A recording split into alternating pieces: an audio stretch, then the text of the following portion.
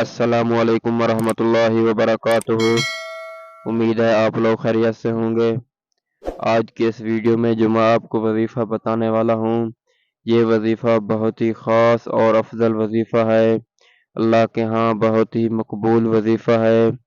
ये वजीफ़ा आप दिन के टाइम किसी भी वक्त कर सकते हैं, जिस वक्त आप फ्री हों। बस यही ज़िंदगी में सिर्फ एक बार ही करना है ये वजीफ़ा। बाकी वजीफ़े जो मैं आपको बताता हूँ वो आप किसी भी वक्त किसी भी टाइम जब आप फ्री हो कर सकते हैं। ज़िंदगी में अगर एक बार कर लिया तो दूसरी बार भी कर सकते हैं, लेकिन ये जो वजीफ़ा मैं आपको बता रहा हूँ ये सिर्फ ज़िंदगी में एक बार ही करना है। इस वजीफ़े का तरीका गौर से सुन लो मेरे बहनों और मेरे भाइयों। अगर आपने तरीका सही तरह से नहीं सुना, वजीफ़े को सही तरीके के साथ नहीं किया, तो फिर ये तरीका वजीफ़ा दूसरी मर्तबा नहीं कर सकते। ये सिर्फ ज़िंदगी में एक बार ही करना है मेरे भाइयों। ये वजीफ़ा रिज़्क, दौलत, परेशानियाँ जो भी मुसीबतें हैं उसके बारे में है। अगर आपको परेशानियों ने घेर कर रखा है, दौलत की कमी है, रिज़्क की कमी है, पैसे नहीं हैं, तो इंशाअल्लाह इस वजीफ़े को किसी भी वक्त कर लेना। तसल्ली के साथ, सुकून के साथ बैठकर किसी जगह में, चाहो तो आप मस्जिद में बैठ जाओ, चाहो तो आप घर में बैठ जाओ, चाहो तो अगर आप ऑफिस में करना चाहें तो वहाँ बैठ जाएं। जगह की कोई पाबंदी नहीं है, टाइम की, वक्त की कोई पाबंदी नहीं है। बस सिर्फ पाबंदी यही है कि सिर्फ आपने ज़िंदगी में एक बार ही करना है। ये वजीफ़ा आप दूसरी मर्तबा ये नहीं कर सकते। जहाँ आपका दिल करे बैठकर सुकून के साथ, सच्चे दिल के साथ, यकीन के साथ बैठकर जिस मकसद के लिए आप कर रहे हैं उसे दिल में रख कर ये वजीफ़ा कर लेना। इंशाअल्लाह आपकी जो भी हाजत होगी, जो भी मुश्किलात होंगी, अल्लाह पाक हल फरमा देंगे। तो चलें वजीफ़ा शुरू करते हैं। वजीफ़े का तरीका गौर से सुनिएगा। सबसे पहले आपने बावुज़ू होना है। वुज़ू करने के बाद आप कहीं पर बैठ जाएं तसल्ली के साथ, सुकून के साथ। सबसे पहले आपने जो वजीफ़ा पढ़ना है वो मेरी वीडियो की स्क्रीन पर आपको नज़र आ रहा है।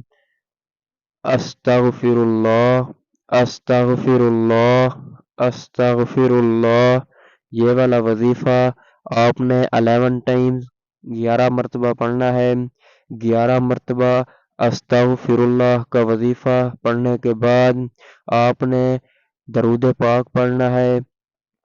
दरूद पाक जो आपको आता है, अगर चाहो तो दरूद इब्राहिमी नमाज वाला दरूद पाक पढ़ लो। अगर आपको कोई और दरूद पाक आता है तो वो पढ़ लें, इसमें कोई पाबंदी नहीं है। दरूद पाक सिर्फ एक मरतबा ही पढ़ना है। दरूद पाक पढ़ने के बाद आपने ये वाला वजीफ़ा पढ़ना है। ये वाला वजीफ़ा आपने 7 मरतबा पढ़ना है।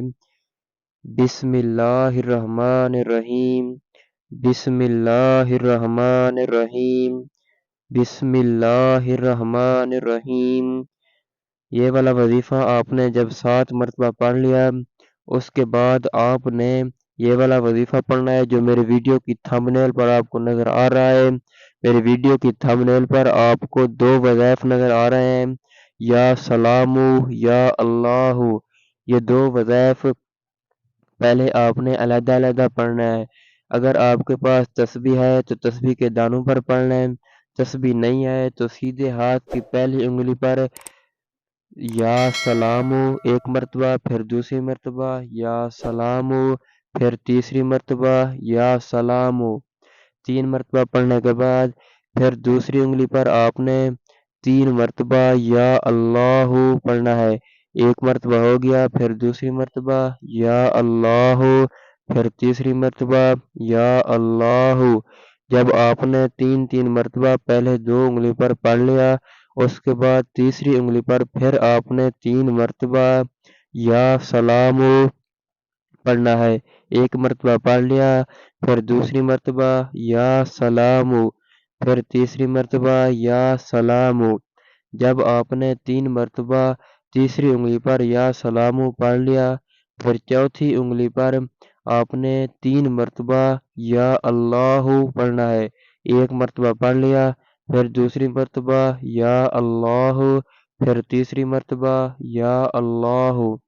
جب آپ نے 6 مرتبہ یہ وظیفہ پڑھ لیا، اس کے بعد پھر آپ نے 4 مرتبہ 4 ٹائمز دونوں وظائف اکٹھے پڑھنے ہیں۔